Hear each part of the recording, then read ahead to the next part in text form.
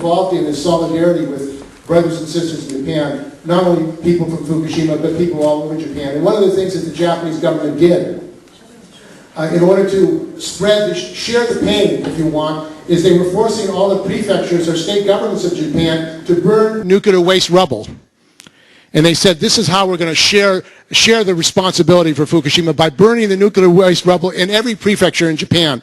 And in Osaka, a professor, a committee, and others began to organize to leaflet and let the people know that this was horrendous. They should not be burning nuclear waste in Japan. And as a result of that activity, Professor Shimoji, who's a professor in Japan and also is president of his union local, actually, took up a fight, organized, got literature out, and for that he was arrested and put in jail for 21 days. Not only himself, but other people. So we're here to bring him here to the United States to let him explain to the American people what he is trying to tell the Japanese people and why this repression of him and others has to end. So welcome, Professor Shimoji. I think we should give him a standing ovation, really. So let's get up and thank you very much.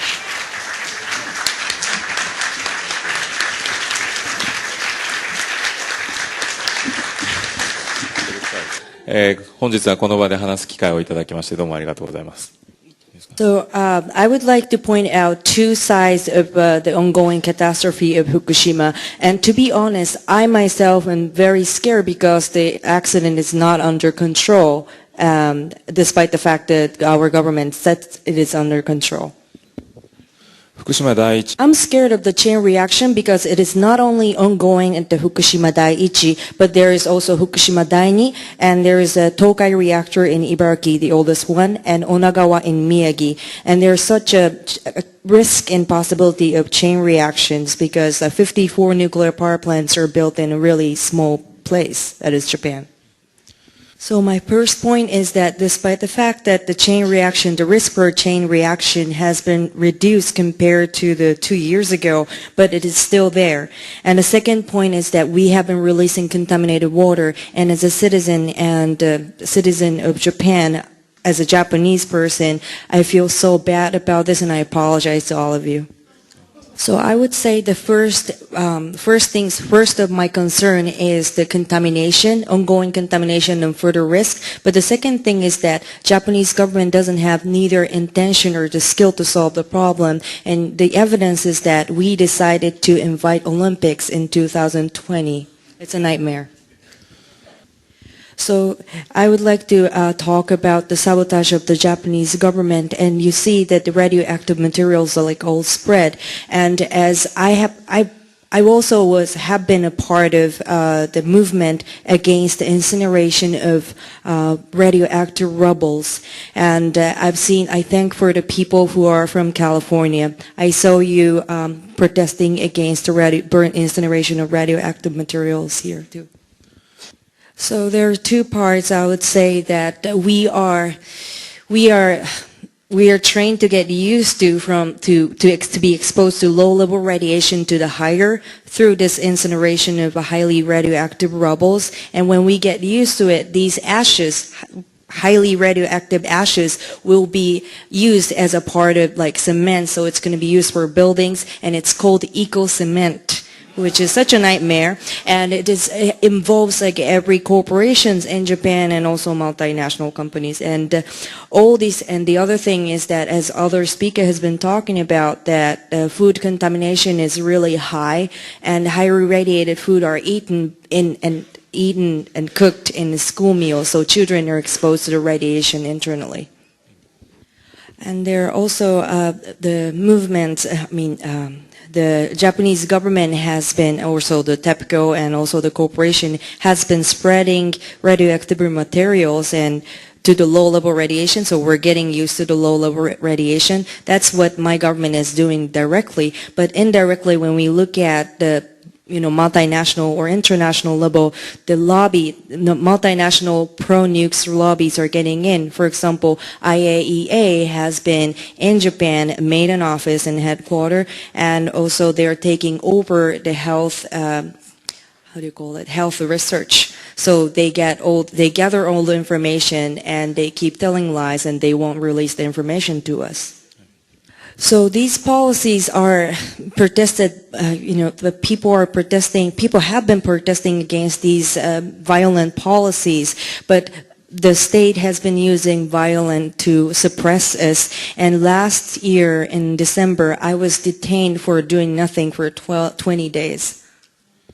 And this has been really fascist of Japanese government that we are, for those of us, like they're trying to pass this law against those activists or anybody who is trying to reach to the information that is not really convening for the government or corporations. So the activists or people will be punished by accessing or revealing whatever that is inconvenient. So what I would like to share is not only about the nuclear accident, but historically and also politically, this is such a dangerous situation for Japan and other countries because Japan doesn't seem to have any self-control. And it reminds us about the situation just before the World War II. I would like to finish here, but like if you have any questions, I would love to take your questions and please talk to me. 3 brief questions, just particular for him, if you have any. Mary Beth?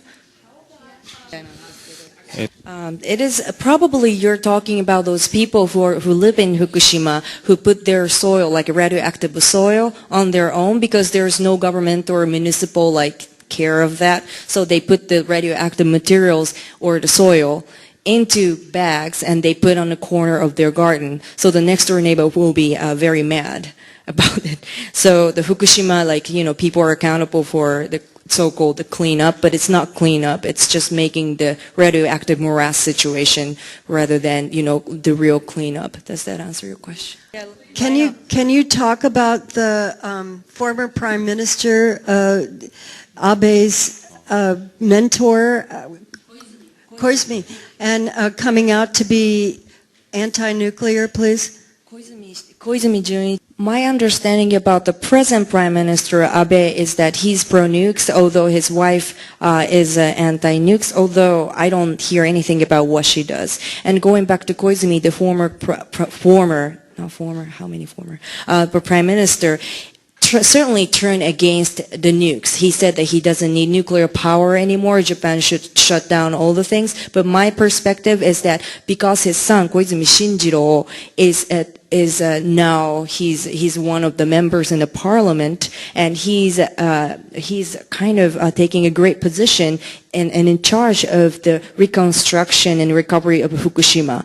So just to protect his son, probably, the Koizumi Junichiro is saying that, I'm against nuclear power, but it's just for mesmerizing us to get votes. Could you say it again? How are the people of Japan taking to the oppressive and suppressive actions of the government in reaction to this? I have to talk a little bit about the background. So the Japanese government is really oppressive, and their strategy is really, suppressive strategy is really different. For example, they do 2 things, attack those people who are important for organizing. So by taking those small number of people, they're going to be able to decrease the power of organizing. And at the same time, they're going to spread the information and attacking people like Koreans and marginalized minorities, and also people who could be in the media, who could be portrayed as so-called terrorists or people who are already an activist. So the major people or the normal people cannot sympathize with them. So these people are specifically targeted. And also, it is normal for Japan to detain somebody without having anything decided on this person, but this person could be detained for at least like half a year to a year just before they get to the court. And that's the normal situation in Japan. So our system for human rights is really obsolete. There's no human rights. So the other problem is that, those people who are not involved in the activism, or those people are not educated about our criminal justice system or criminal injustice system. So, I was arrested, and my friends who know about this issue have been arguing and doing campaigns to raise awareness about how this criminal law system is in Japan. 気づいた人、その話を聞いた人は、まあ、 This is not normal of us, like, but when I was detained for 20 days, I wrote letters and reports from the inside of the jail, and also I did support for my friends who were being arrested, and we did performance including live rock bands, and I put like rainbow wigs and stuff, and it made it into a performance. But this kind of thing doesn't happen in Japan, really. あ、そうですね。ありがとうございます。そうですね。逮捕に Ask Chizu Hamada and No Nukes Action Committee for my letter. I have written letters to my students about my arrest, and it's translated into English, so you can have an access to that. Thank you for listening.